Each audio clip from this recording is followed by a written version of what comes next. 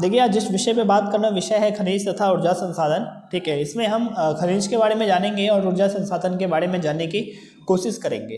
Paper में आपके इसमें से सवाल आते ही आते हैं और इससे संबंधित मैथ वर्क भी आता है जो काफ़ी इम्पोर्टेंट है। ठीक है, तो बात करते हैं। खनिज हमारे जीवन का एक अत्यधिक महत्वपूर्ण भाग है। हम अपने नियमित जीवन में खनिज से बने उत्पाद एवं सामग्री का उपयोग करते हैं, जैसे कार हो गया, बस हो गया, घर हो गया, या रेलवे लाइन हो गया, या फिर हवाई जहाज़ हो गई, इत्यादि सभी चीज़ों में खनिजों का उपयोग होता है। इसलिए जो है खनिज का अत्यधिक महत्व है। ठीक है, अपनी जीविका यानी कि हम अपने डेली के काम के लिए, अपने सजावटी सामग्री के लिए, धार्मिक अनुष्ठान, पूजा पाठ इत्यादि चीज़ों के लिए भी खनिज संसाधनों का उपयोग होता है। तो चलिए अब हम जानते हैं कि खनिज क्या है। तो प्राकृतिक पदार्थ को जब मानव खनन की सहायता से अर्जित करता है तो उसे खनिज कहते हैं। ठीक है, यहाँ पे थोड़ा सा मिस्टेक हो गया है, खनिज लिख गया है यहाँ पे, बट यहाँ पे खनिज होगा। ठीक है, और खनिज सामान्यतः जो है कई प्रकार के होते हैं, जैसे कि खनिज की उपलब्धता के आधार पर खनिज को धरातलीय खनिज, पर्वतीय खनिज, पठारीय खनिज, महासागरीय खनिज कहते हैं। ठीक है, खनिज की उपलब्धता से हमारा सीधा मतलब यह है कि खनिज सामान्यतः किस किस स्थान पर पाए जाते हैं। जैसे कि धरातल में हमें बॉक्साइट मिलता है, पर्वतों पर हमें सोना चांदी मिलती है, पठारों पे हमें कोयला और मृदा मिलता है, महासागरों में हमें समुद्री संसाधन मिलते हैं। ठीक है, तो ये वो सभी हैं जहाँ पर खनिज जो है वो पाया जाता है। तो उपलब्धता के आधार पर खनिज हमें धरातलों पर देखने को मिलते हैं, पर्वतों पर देखने को मिलते हैं, पठारों पर देखने को मिलते हैं और महासागरों पर देखने को मिलते हैं। तो चलिए बात कर लेते हैं खनिज का वर्गीकरण, खनिज होते क्या है। तो ये हमें पता चल गया कि खनिज होते क्या है। खनिजों को कितनों हिस्सों में बांटा गया है। तो खनिज को बांटा गया है धात्विक खनिज, अधात्विक खनिज और ऊर्जा खनिजों में। धात्विक खनिज में एक है लौह खनिज, एक है अलोह खनिज, ठीक है, और एक हो गया बहुमूल्य खनिज। अधात्मिक में जैसे कि अभ्रक हो गया, नमक हो गया, चूना पत्थर हो गया। ऊर्जा खनिज जैसे कोयला, पेट्रोलियम एंड प्राकृतिक गैस हो गए। ठीक है, तो जब हम खनिजों के वर्गीकरण की बात करते हैं तो खनिजों को धात्विक, अधात्विक और ऊर्जा खनिजों में बांटा गया है। धात्विक खनिजों के दो प्रकार हैं, लौह, अलोह, बहुमूल्य भी आप कह सकते हैं। अधात्विक खनिज में क्या है मैंने बताया, ऊर्जा खनिज में क्या है ये मैंने आपको बताया है।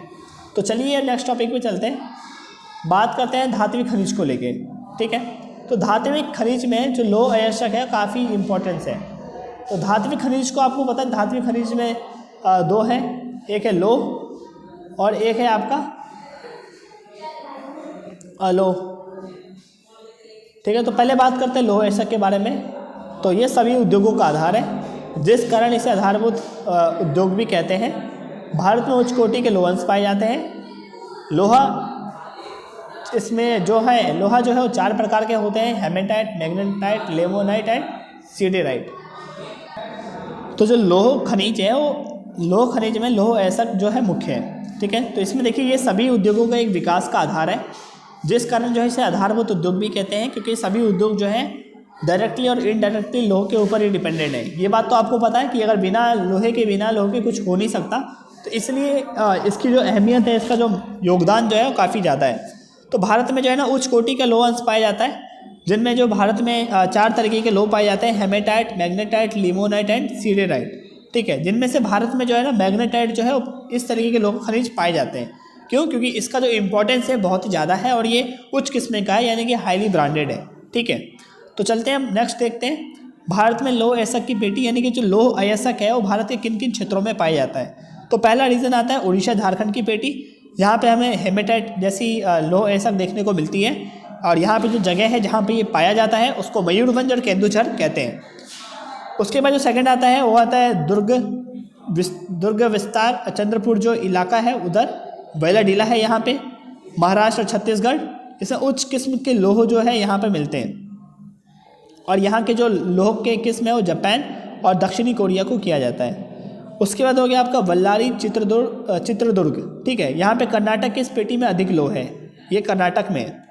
महाराष्ट्र गोवा पेटी, यानी कि लोहा उत्तम प्रकार का यहाँ पे जो है वो नहीं है। ठीक है, तो ये है लौह अयस्क की पेटी। तो भारत में मुख्यतः 4 लौह अयस्क की पेटी हैं जो यहाँ पे दिए गए हैं। एग्जाम्स के पर्सपेक्टिव से इंपॉर्टेंट है, आपसे पूछा जा सकता है, तो आप इसको जरूर पढ़ के जाएँ, समझ के जाएँ। ठीक है, अब बात कर लेते हैं मैग्नीज के बारे में। ठीक है, ये जो मैग्नीज है इसका इस्तेमाल जो है विनिर्माण में किया जाता है। जैसे पेंट बनाने के लिए, ठीक है, आपके ब्लीचिंग पाउडर्स में या इत्यादि चीज़ों में इसका इस्तेमाल होता है, ठीक है। मुख्य राज्य जो इसके प्रोडक्शन में है, उनमें उड़ीसा आता है, आपका महाराष्ट्र आता है, मध्य प्रदेश आता है, कर्नाटक जैसे राज्य आते हैं। उड़ीसा मैग्नीज का सबसे बड़ा उत्पादक राज्य है, ठीक है,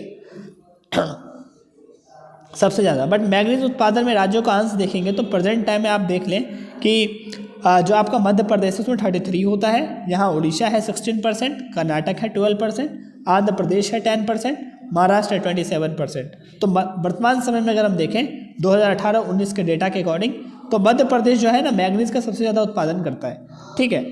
तो अगर आपको ये बात समझ में आ गई है तो चलते हैं हम अपने नेक्स्ट टॉपिक पे। अब बात कर लेते हैं अलोह खनिज के बारे में। इससे पहले हमने लोह खनिज के बारे में बात किया, जिनमें हमने लोह अयस्क के बारे में जानने की कोशिश की। जस्ट उसके बाद हमने मैग्नीज के बारे में जानने का कोशिश किया। अब हम अलोह खनिज के बारे में बात करते हैं। इस प्रकार के खनिज अपनी मुख्य भूमिका निभाते हैं उद्योगों में। इस प्रकार के खनिजों में जैसे तांबा, सोना, सीसा, बॉक्साइट आते हैं, ठीक है। तो पहले बात करते हैं तांबा के बारे में। इसका उपयोग बिजली बनाने के कामों में होता है। मध्य प्रदेश में बालाघाट खदान देश में 52% तांबा उत्पन्न करता है। इसके साथ राजस्थान में खेतरी अत्यधिक प्रसिद्ध तांबा उत्पादन क्षेत्र है, ठीक है। यानी कि आप देखें मध्य प्रदेश में जो बालाघाट है अकेले 52% का तांबा का उत्पन्न करता है।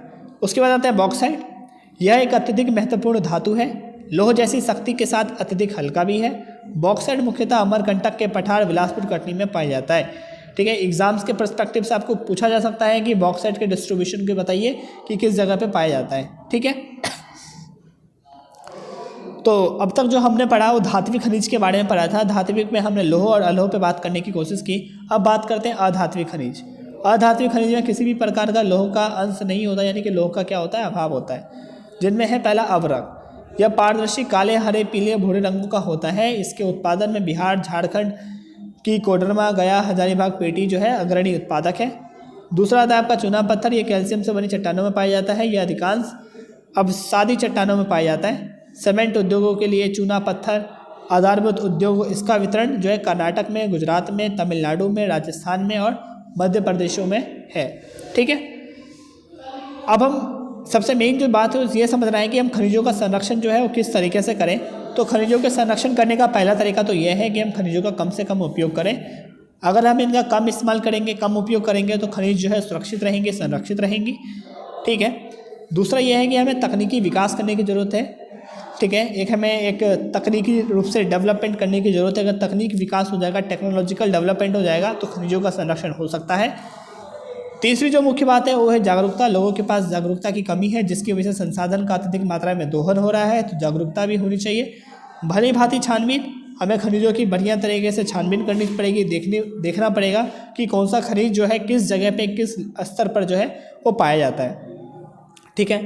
उसके बाद है दक्ष मशीन, बेहतर मशीन प्रणाली का विकास, सतत पोषणीय विकास, आने वाली पीढ़ी के बारे में सोचना, कुशल अन्वेषण, एक बेहतर रिसर्च करने की आवश्यकता है, जिसके सहायता से जो है खनिजों का क्या हो सकता है, संरक्षण हो सकता है, खनिजों को बचाया जा सकता है, ठीक है। तो खनिजों के संरक्षण के पीछे क्या क्या हम चीज़ें जोड़ सकते हैं। कम उपयोग करें, तकनीक विकास कर दें, जागरूकता कर दें, भली भांति छानबीन करें, दक्ष मशीन रखें, सतत पोषणीय विकास एंड कुशल अन्वेषण जो है इसके संरक्षण की एक मुख्य वो है, ठीक है।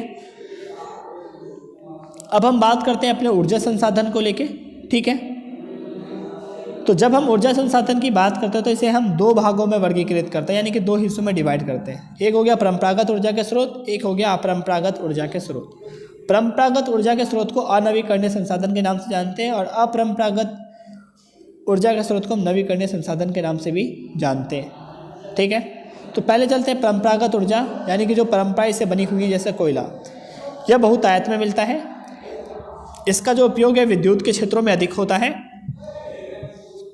और कोयले का जो निर्माण है वो जीवाश्म ईंधन की सहायता से होता है। तो भारत में जो है बिटुमिनियस इस प्रकार का कोयला मिलता है जो काफ़ी लोकप्रिय है, काफ़ी प्रसिद्ध है। और भारत में जो कोयले हैं दो मुख्य शैली में पाई जाती है, यानी कि गोंडवाना एंड टर्सरी। इन दो शैलों में कोयला की जो है वो पाई जाती है मात्रा, ठीक है। उसके बाद आता है आपका पेट्रोलियम। भारत में कोयले के बाद दूसरा ऊर्जा मुख्य स्रोत क्या है, पेट्रोलियम है, जिसका इस्तेमाल मशीनों के संचालन में होता है। इसके साथ भारत में पेट्रोलियम टर्सरी क्षेत्रों में पाया जाता है। टर्सरी भारत में जैसे कि मुंबई हाई हो गया, आपका गुजरात हो गया, पेट्रोलियम उत्पादन में अग्रणी राज्य हैं। प्राकृतिक गैस एक महत्वपूर्ण स्वच्छ ऊर्जा का संसाधन है। इन गैसों का उपयोग घरों में और वाहनों में होता है। पाइपलाइन की सहायता से गैसों का परिवहन किया जाता है। ये गैस जो है पर्यावरण हितैषी है, इसके वजह से पर्यावरण को ज़्यादा प्रभाव नहीं पड़ता। भारत में जो इसका विकास जो है, तो ये एरर पॉइंट है, ठीक है। भारत में जो इसका विकास है काफ़ी दक्ष तरीके से किया गया है। अब जो एक है विद्युत ऊर्जा, जो आज के टाइम में एक मुख्य माना जाता है। ये आधुनिक भारत में विश्व जो है बिना विद्युत के अधूरा है। तो विद्युत का निर्माण दो तरीक़ों से होता है, यानी कि कोयला के द्वारा और जल के द्वारा, ठीक है। इसमें इतना ही काफ़ी है। अब बात करते हैं ऊर्जा के अपरंपरागत स्रोत के बारे में। ऊर्जा का अपरंपरागत स्रोत जो है वो कौन कौन सा है, तो बात करते हैं सौर ऊर्जा। सूर्य की ऊर्जा का उपयोग भारत में अधिक, पर्यावरण पर नकारात्मक प्रभाव जो है इसका कम होता है, ठीक है। अगर यानी कि सौर ऊर्जा की बात करें तो सौर ऊर्जा का जो उपयोग है काफ़ी ज़्यादा है, ठीक है। सौर ऊर्जा की वजह से जो है हम अपने कई सारे जो संसाधन है उसका विकास कर सकते हैं, और भारत में जो है इसका विकास हम ज़्यादा देख सकते हैं। और सौर ऊर्जा का जो प्रभाव है पर्यावरण पर नकारात्मक और जो है कम ही पड़ता है। दूसरा जो है आपका जैव ऊर्जा है। तो पर्यावरण में उपस्थित जैव पदार्थ का उपयोग के जो है ऊर्जा के रूप में करना, यानी कि जितने भी जैविक पदार्थ हैं उनको हम एक ऊर्जा के रूप में उनका उपयोग करें, वही जैव ऊर्जा है। भूतापीय ऊर्जा, भूमि से प्राप्त की गई तापीय को ऊर्जा में बदलना, यह पर्वतीय क्षेत्रों में अधिक दिखता है। पवन ऊर्जा, यह पर्यावरण हितैषी है। गुजरात एवं तटीय क्षेत्रों में विकास की संभावनाएं जो है इसकी अधिक है। समुद्र में ज्वार के आने पर विद्युत जैसे अन्य उपयोगी ऊर्जा का निर्माण किया जाता है, उसे ज्वार ऊर्जा के नाम से जानते हैं, ठीक है। तो यहाँ पे आप देख सकते हैं solar energy, hydro energy, geothermal energy, biomass energy and wind energy, ठीक है। ये इसके कुछ मेन है। अब जो मेन बात है ऊर्जा का संरक्षण कैसे करें, तो जागरूकता होनी चाहिए, अपरंपरागत ऊर्जा का उपयोग करना चाहिए, ठीक है। सतत विकास पर ध्यान देना चाहिए, आवश्यकता के हिसाब से उपयोग करें, संरक्षण करें। ये एक मुख्य विषय है जिनसे हम ऊर्जा का क्या कर सकते हैं, ऊर्जा के संसाधनों का संरक्षण कर सकते हैं, ठीक है। तो इस विषय में जो हमने आपके साथ इन शॉर्टली डिस्कस किया वो विषय कौन कौन से हैं, तो एक बार गो थ्रू हो जाते हैं इन सभी टॉपिक को लेके। देखिए, सबसे पहले मैंने आपके साथ बात किया खनिज तथा ऊर्जा संसाधन क्या है। फिर हमने ये देखा कि इसका परिचय क्या है, खनिज का अपना इंपॉर्टेंस क्या है। जब हमने ये देख लिया तो हमने कहा कि जो खनिज की उपलब्धता है वो किस किस तरीके से हमें देखने को मिलती है, कहाँ कहाँ देखने को मिलती है। तो मैंने बताया कि धरातल पर अलग देखने को मिलती है, पर्वतों पर देखने को मिलती है, पठारों पर देखने को मिलती है, महासागरों में देखने को मिलती है। खनिजों को कितने हिस्सों में बांटा गया, तो धात्विक, अधात्विक और ऊर्जा के आधार पर बांटा गया है। धात्विक को 2 हिस्सों में बांटा गया, लौह, अलोह में, अधात्विक को फिर ऊर्जा आता है। धात्विक खनिजों में हमने आपके साथ लौह ऐसा के बारे में बात किया, लौह ऐसा के बाद मैग्नीज के बारे में बात किया। फिर अलोह खनिज में हमने तांबा बॉक्साइड के बारे में बात किया। आप बात करते हैं अधात्विक खनिज, जिसमें हमने अब्रक, चूना पत्थर के बारे में बात किया। खनिजों का संरक्षण किस तरीके से किया जाए, इस विषय पर बात किया। चलते हैं ऊर्जा पे। हमने जाना कि ऊर्जा होते क्या हैं, ऊर्जा संसाधनों के प्रकार कौन कौन से हैं। परंपरागत ऊर्जा में कोयला के बारे में, पेट्रोलियम के बारे में, प्राकृतिक गैसों के बारे में, विद्युत ऊर्जा के बारे में जाना। फिर अपरंपरागत ऊर्जा के बारे में जाना। फिर ऊर्जा के संसाधनों का संरक्षण किस प्रकार किया जाए, इस विषयों पर हमने बात किया है, ठीक है। So thank you. And shortly आप इतनी ही बातों को समझें एंड ध्यान दें, एंड अपने रिवीजन में आप गो थ्रू हो जाइए, पढ़ने पे ध्यान दीजिए। ओके।